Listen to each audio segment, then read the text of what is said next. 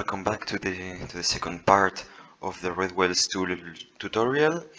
If you remember the first part, we have seen the first capability of the system.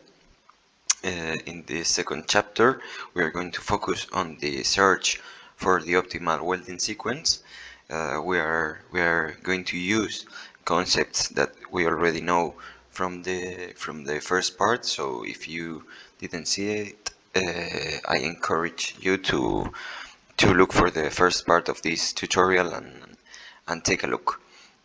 So for this second part, I will open again the ANSYS workbench. I have already loaded the project, and we will see it on mechanical.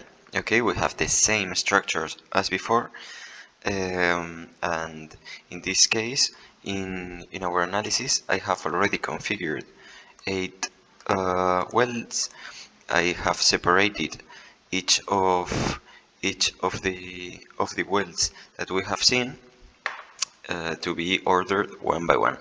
So for example, this weld, I will show you how it's done. It just has three beads representing bead 1, 2, and 3 of this concrete weld. A1 W1 is representing this weld. This is the first one, this is the second one, and this is the third one. The third bead representing the passes, as you should know, and it's really important in the optimization to have our system configured in this way, to have all the welds perfectly separated, because this is the order that is mandatory. The first bead should be the one inside, the second bead should be on the bottom, and the third one will be the one of the top. So our system is going to reorganize this simulation, these welds, but will never change, or will never try to put a third bead before a bead number 1 of the same weld. So it could choose to make this bead, then to do the second one, and then to do the first of other bead perfectly, but never the third one of this bead will be before the second or the first.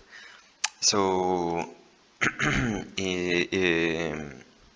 taking a look, we have C1 and C2 that are representing the two outsider horizontal welds. We have B1 and B2 representing the horizontal insider beads and welds, and finally four A's that are from A1, A2, A3, and A4 representing the vertical welds. So that's just a name. I have the same configurations as before: the gravity, the displacements, and the floor.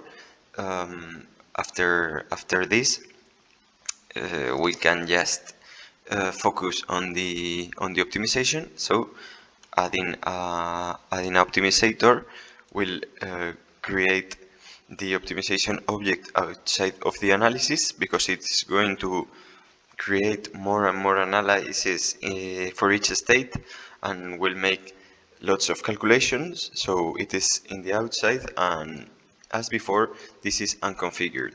In this case, we can already trigger the calculations by start optimization process, but it's better if we first configure a little bit the algorithm parameters.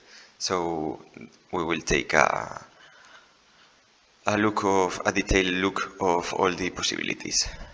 As in the previous case, we will have to configure the object. We will see the parameters that we found here. For example, the first parameter that we see is the maximum number of simultaneous beads, that by default is just set to 1, going one bead by one bead, making one pass one by one. and we can configure it. If we have 2 welders, for example, we can set it to 2. As you see, there are many parameters that, when modified, will create new parameters. So it asks you if taking into account that there is more than one possible simultaneous parameter, you will have any limitation. But because, for example, you can decide that this one won't be doing at the same time as this one because they are too near and the welders could be maybe risky for themselves. So you can set this one to yes, to say not simultaneous, and you just have to create a group with an ID and a weld. For example, I would say the first limitation group is for weld BA1 and weld A1 and B1. If they have the same the same group ID, they will be non-simultaneous. So this combination will be discarded. So I will apply, but I will let this parameter to 1 because I think it is not the best option in this case. So the second parameter is the place in which we want to evaluate the displacement. We can evaluate them on the centroid, or we can evaluate them on all nodes. It is more interesting in our problem to evaluate all nodes. And after this, we found the delete non-optimal states, which we can say to after all the optimization is done, we can maintain the states that are not going to be replicated, or we can just maintain the steps that the algorithm found part of the last path. So I think it's more interesting to delete them because the other ones are not giving any information to you, and they could be really heavy on wasting memory. So I will ask the system to delete them. Then the optimization location, that it is by default in all, but we could pick just one location to indicate which body is more interesting to us. For example, by name selections, we can say that we just want to consider the deformations on the floor. Maybe the deformation created on this wall is not important for us, so in order to make decisions, we want to decide the one that make less deformations on the floor. But again, I will let this as default to all, to consider all the structure. Then the optimization by bit order means that the system will look first for the first bit, then for the second better first bit, and so on, and will never do a second bit of any weld before doing all the first bits of all the welds. So this could help in some cases, so I will let it to yes in this example, but this is just a matter of the problem. It could be configured as you maybe think you will be better for your system. Now the most important decision maybe is to choose the algorithm method. We have two options: the optimal minimum and the non-optimal minimum. The optimal minimum will display all the possible combinations of next steps and will analyze every single possibility, and then when it has calculated all the possibilities, it will pick the best one. And well, this will take longer, but will warranty that you are getting a really good result. The other way is a little bit faster. It asks you for a tolerance value instead of analyzing every single option. It starts analyzing all the options, but as soon as one satisfies this tolerance, the system stops, takes this one as the next step, and replicates it to go to analyze their childs.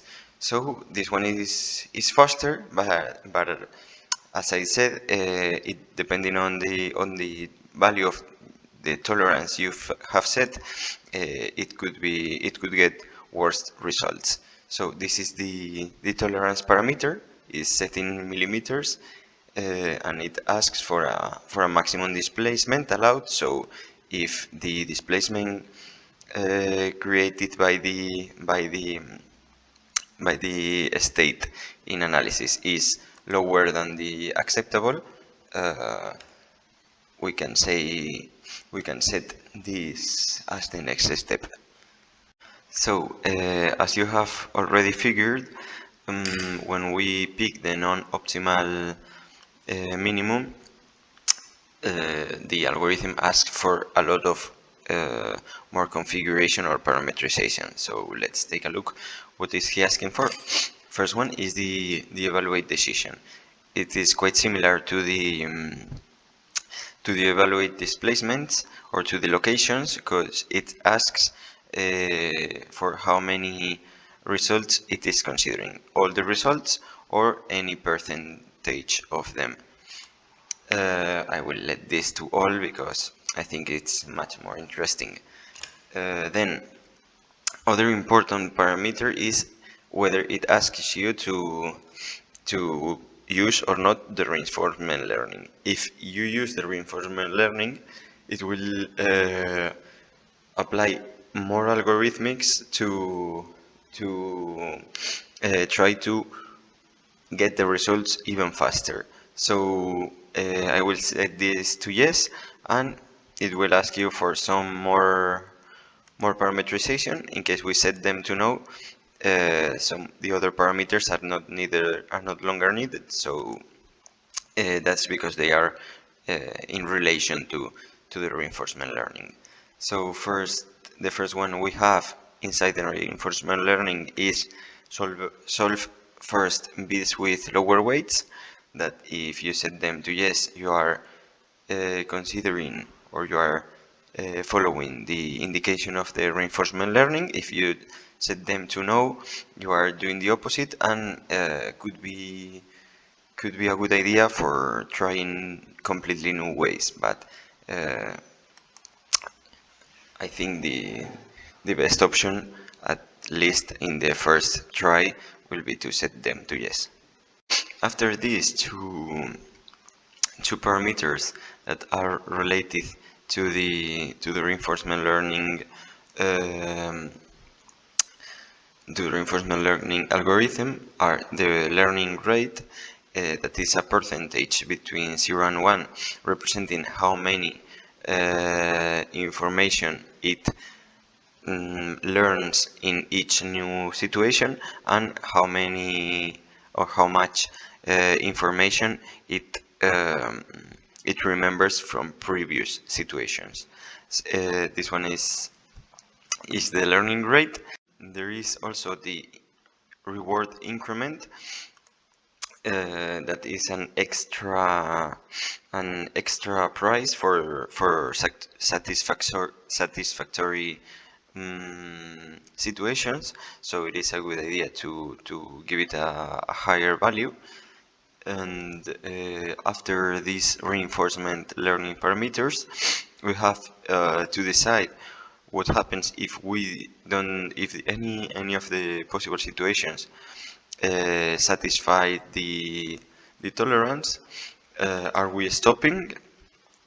If we set it to yes, the system stops and the search ends. And if we let it to no, the system will pick between the non-optimals, the non-satisfactory ones, will pick the best one and keeps replicating this best possibility. Almost at the end, we have the I want you to see it.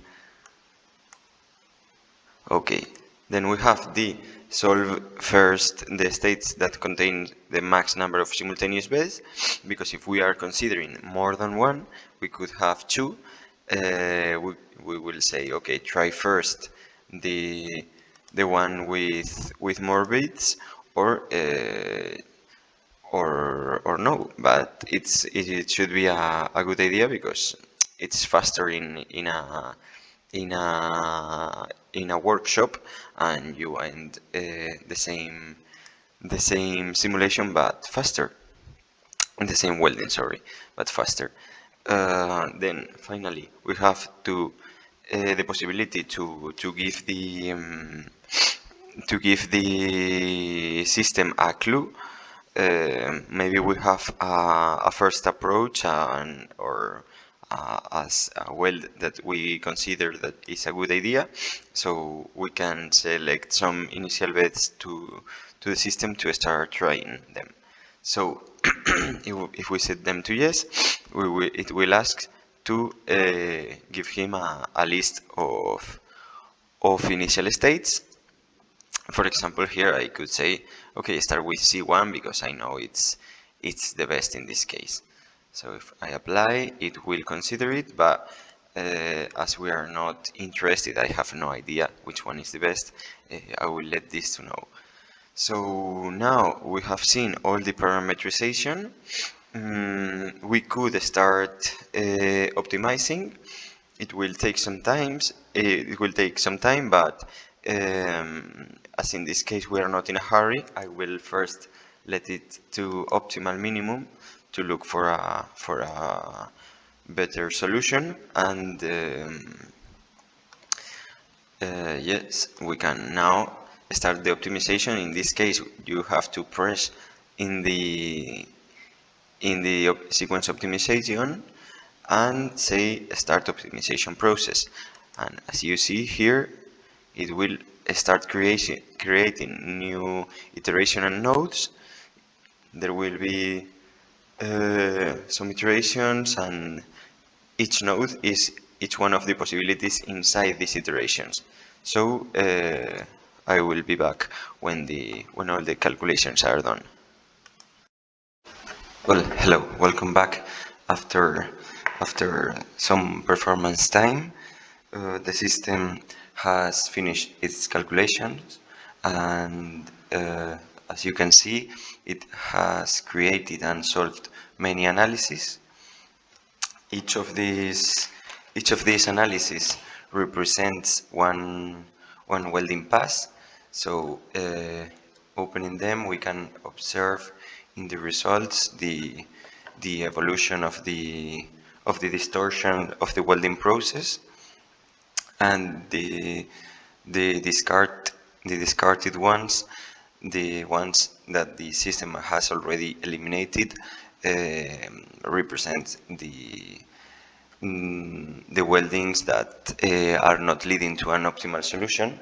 So for example, in this analysis that is open now, it means that it's studying the fourth welding pass, and it takes the first option, but it has also analyzed the node 2, node 3, node 4, but as the system considers it leads to a worse solution, this analysis has been eliminated. So if we look for the last one, for the number 24, if we see the results, we could see that the final distortion during this sequence is 9.95 millimeters. It is in the same point as before, but in this case it is almost 1 millimeter less than doing the welding sequence by hand. So we can consider this an advantage. And well, in this case the difference is not really really significant, but because the all the possibilities and all the combination of the welding sequence leads to a really similar result. But even in this case it founds a much better solution. So that's pretty much all. And well, I hope you have enjoyed both tutorials, and thanks for watching.